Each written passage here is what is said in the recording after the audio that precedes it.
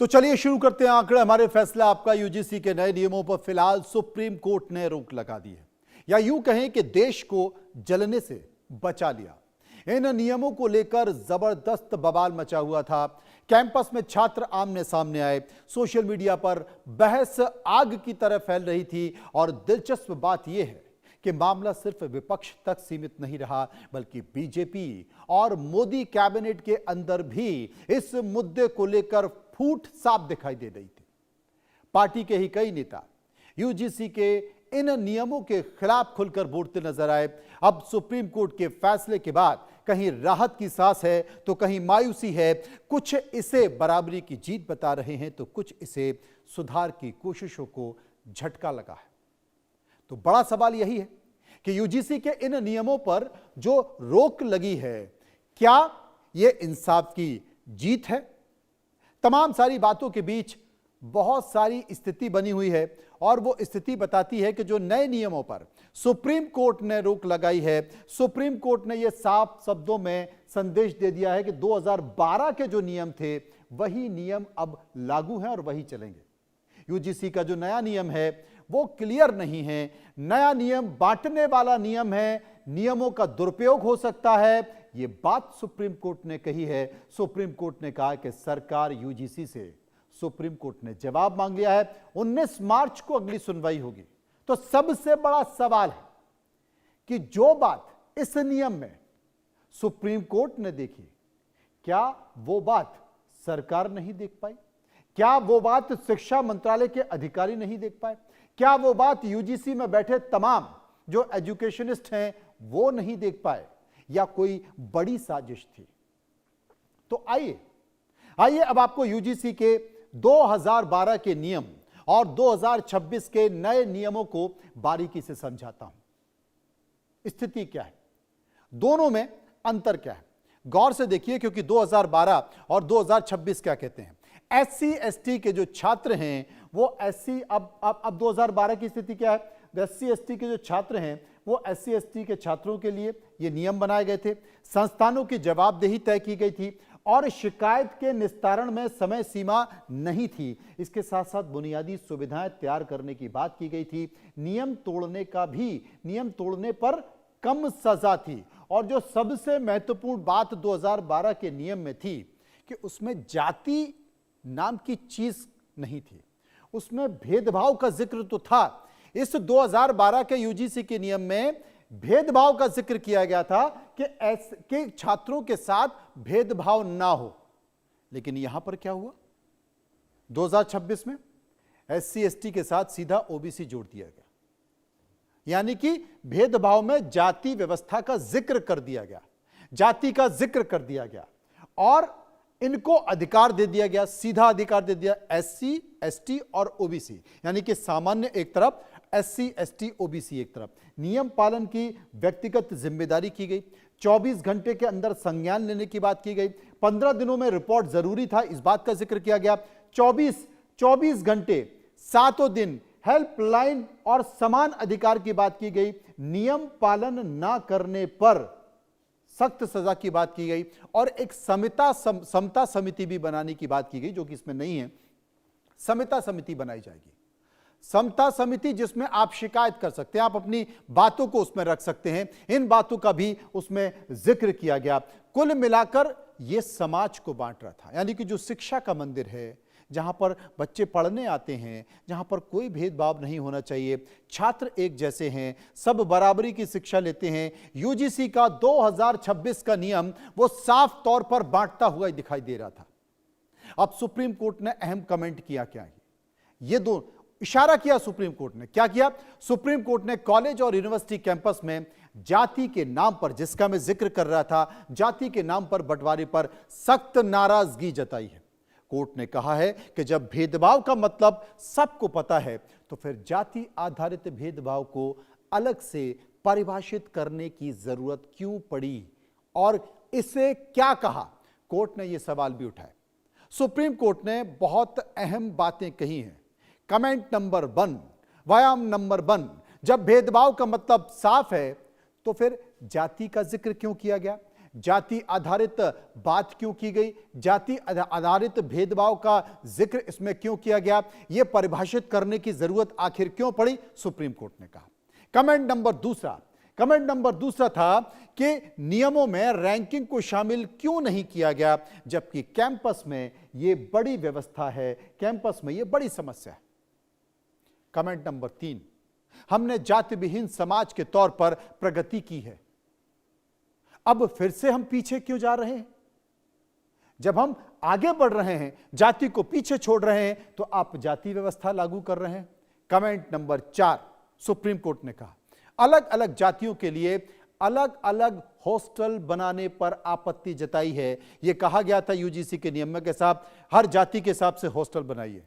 Supreme court ने कहा कि नहीं, यह गलत है, अलग अलग जातियों के लिए हॉस्टल बनाने पर आपत्ति जताई है सुप्रीम कोर्ट ने। कमेंट नंबर 5, सीजीआई ने कहा कि भगवान के लिए ऐसा मत कीजिए। चीफ जस्टिस ऑफ इंडिया ने कहा कि भगवान के लिए ऐसा मत कीजिए। भारत की एकता शैक्षणिक संस्थाओं में दिखाई देती है, उसे मत तोड़िए। सुप्रीम कोर्ट ने यूजीसी के नए नियमों पर रोक लगा दी है, जिसे लेकर बहुत सारे अधिवक्ताओं ने क्या कुछ कहा है, गौर से सुनिए। तो जो हमारे सीजीआई हैं उन्होंने शुरुआत में ही ये माना कि सेक्शन 3C जो है वो कहीं ना कहीं हमारी आज़ादी के 77 साल बाद भी जो जातिगत भेदभाव की बात उसमें की गई थी वो गलत है, और इस बात को उन्होंने माना कि बहुत खतरनाक इम्प्लिकेशंस जो हैं, जो बहुत घातक परिणाम जो हैं वो देखने को मिल सकते हैं अगर इन रूल्स को इसी तरीके से इम्प्लीमेंट किया गया। दूसरी बात यहाँ पे जो थी इम्पोर्टेंट वो ये थी कि रूल्स जो बनाए गए हैं उन रूल्स के अंदर कुछ वर्ड्स ऐसे हैं जिनकी परिभाषा को लेकर साफ नहीं है, वो किस लिए और किस कारण से रखे गए जी।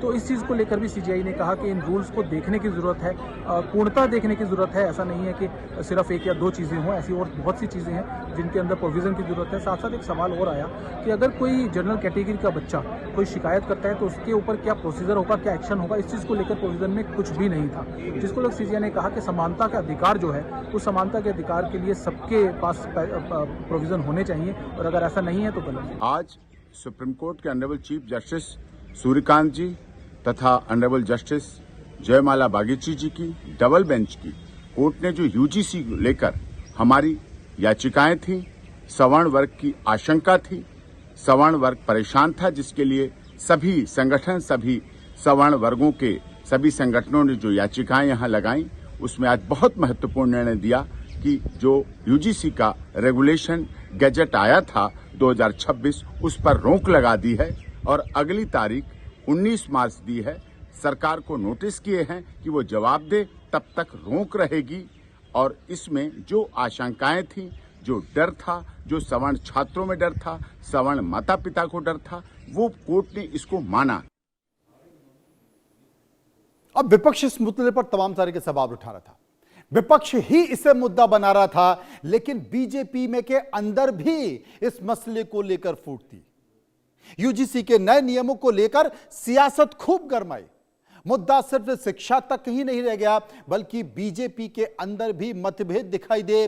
बीजेपी के कई बड़े और छोटे नेता कार्यकर्ताओं ने इस्तीफा दिया और खुलकर बयान भी दिया। पूर्व सांसद ब्रजभूषण सिंह, उन्होंने भी इस पर आपत्ति बताई। क्या कहा? उन्होंने कहा कि यूजीसी के नए नियम सनातन परंपरा के खिलाफ हैं। भारतीय जनता पार्टी के एक और नेता कलराज मिश्र उनका नाम है, वो कई महत्वपूर्ण पदों पर हैं, केंद्र में मंत्री रहे हैं, राज्यपाल रहे हैं। वो कहते हैं कि नियम संवैधानिक नहीं है और जाति आधारित भेदभाव के खिलाफ स्पष्ट नहीं है।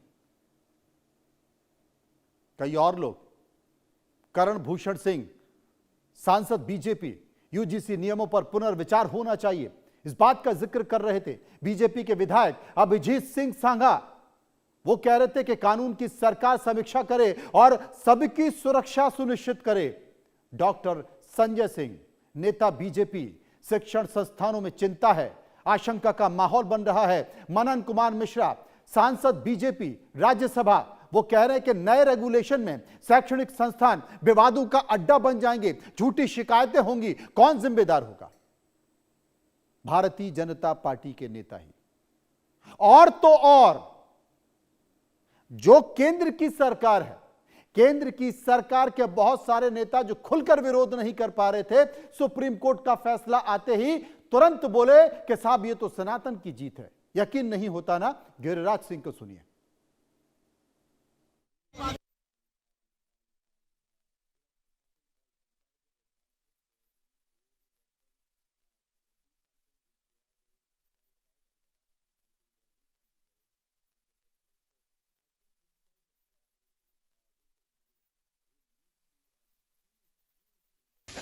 देखिए, सुप्रीम कोर्ट ने बहुत अच्छा काम किया है, जैसे भी किया,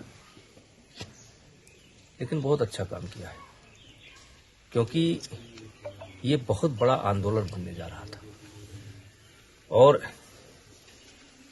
अगर ये लागू हो जाता तो पूरे समाज का ताना बाना बिगड़ जाता, पूरे समाज का ताना बाना बिगड़ जाता और इसकी जिम्मेदारी सिर्फ सरकार की होती। तो सुप्रीम कोर्ट ने ये कदम उठा करके इस देश को बचाने का काम किया है। भेदभाव संबंधित शिकायतें वो कर सकते थे, करते थे। उसमें कितनी झूठी है, कितनी सही है, ये तो विश्लेषण का विषय है। लेकिन अब साथ साथ ओबीसी को जोड़ा गया है, तो स्वाभाविक रूप से लगता है कि फिर बाकी के सब लोगों को क्यों न जोड़ा जाए। किसी के साथ भी भेदभाव हो, चाहे कोई भी हो, चाहे सवर्ण हो, चाहे ओबीसी हो, चाहे एससी एसटी हो, किसी के साथ भी भेदभाव हो तो शिकायत करने का अधिकारी है, कर सकता है शिकायत। अगर किसी बाग में एक पौधा छोटा रह गया तो इसका मतलब ये तो नहीं कि प्रोटेक्शन और इक्वलिटी के नाम पर बाकी पौधों को ऊपर से काट दिया जाए। अतीत का पन्ना बंद हो चुका है। 21वीं सदी के जिस दौर में हम जी रहे हैं, ये जातियों की विदाई का समय है। मैं आदरणीय प्रधानमंत्री जी से 140 करोड़ भारतवासियों की तरफ से हाथ जोड़ के विनती करता हूं कि हम सब के लिए आप पिता समान हैं। एक बच्चे को खुश करने के लिए दूसरे को बेवजह थप्पड़ मत मारिए। आपकी ममता और स्नेह पर हम सब का बराबर अधिकार है। यूजीसी का काला कानून वापस ले लीजिए, हमारी एकता को कमजोर होने से बचा लीजिए। अगर इस देश में जातियां जीत गई तो भारत हार जाएगा। ब्रजभूषण शरण सिंह ने साफ तौर पर कह दिया था अगर ये नियम लागू हो जाता तो फिर बहुत गलत हो जाता, बवाल हो जाता। कलराज मिश्र ने कहा कि ऐसा क्यों किया जा रहा है। एससी एसटी पहले था, आपने ओबीसी भी जोड़ दिया, यानी कि बाकी तीनों एक तरफ बाकी अलग, आपने बांट दिया, लकीर खींच दी। तमाम ऐसे साहित्यकार, तमाम ऐसे लेखक जो भारतीय जनता पार्टी की नीतियों पर लगातार तारीफ कर रहे हैं, वो हाथ जोड़कर निवेदन कर रहे हैं कि देश जाति व्यवस्था से ऊपर उठ गया, आगे बढ़ गया। सरकारें उन्हें पीछे खींचने की कोशिश कर रही हैं। इन नए नियमों का विरोध क्यों था? यूजीसी के नए नियम आए, मकसद बताया गया बराबरी का, लेकिन सवाल खड़े हो गए इंसाफ का। कहा जा रहा है कि भेदभाव की परिभाषा का एक तरफा गलत इस्तेमाल हो रहा था, गलत शिकायत पर कोई सजा नहीं। अब इसी को समझ लेते हैं कि नए नियमों का विरोध आखिर हुआ क्यों। नए नियमों का विरोध आखिर हुआ क्यों? क्योंकि भेदभाव की परिभाषा एक तरफा बताई जा रही थी। एक तरफा झूठी शिकायत पर सजा का प्रावधान ही नहीं है। आप किसी का करियर खराब कर देंगे। इक्विटी कमेटी में जर्नल कैटेगरी का कोई प्रतिनिधित्व नहीं होगा। कॉलेज सजा के डर से सही फैसला नहीं ले पाएगा। यूजीसी एक्ट 1956 के दायरे से बाहर होने का आरोप, जाति भेदभाव की शिकायत पर कार्रवाई कैसे होगी? ये कई सारे ऐसे सवाल थे। जाति भेदभाव की शिकायत आई तो अब कॉलेज मनमानी नहीं कर पाएंगे। यूजीसी के नए नियमों के तहत हर कॉलेज में इक्वल अपॉर्चुनिटी सेंटर यानी कि ईओसी बनाने की बात कही गई थी।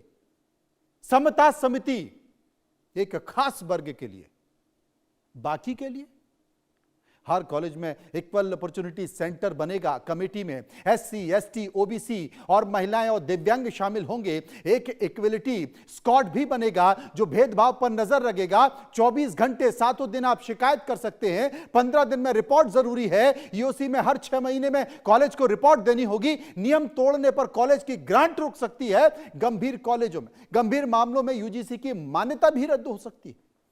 आप कल्पना कर रहे हैं, दहशत में मैनेजमेंट रहेगा। दहशत में यूजीसी के नए नियमों पर रोक को लेकर केशव प्रसाद मौर्य और अखिलेश यादव ने भी क्या कुछ कहा, यह भी सुन लीजिए, सुनिए। नहीं है, देखिए यूजीसी ने जो भी आदेश जारी किया था उसको देश की सर्वोच्च अदालत ने उस पर रोक लगा दिया है। इसलिए इस संबंध में माननीय न्यायालय के द्वारा दिए गए किसी आदेश पे कोई टिप्पणी की आवश्यकता नहीं। जो आदेश होगा उसका सरकार पालन करेगी।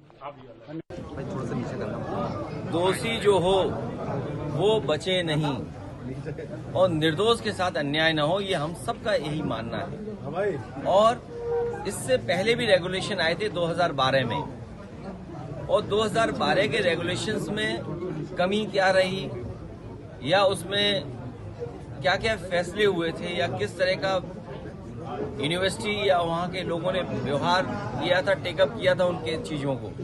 फिर आज 26 में आ गए नए रेगुलेशन, तो हमने 2012 के रेगुलेशन से क्या सीखा।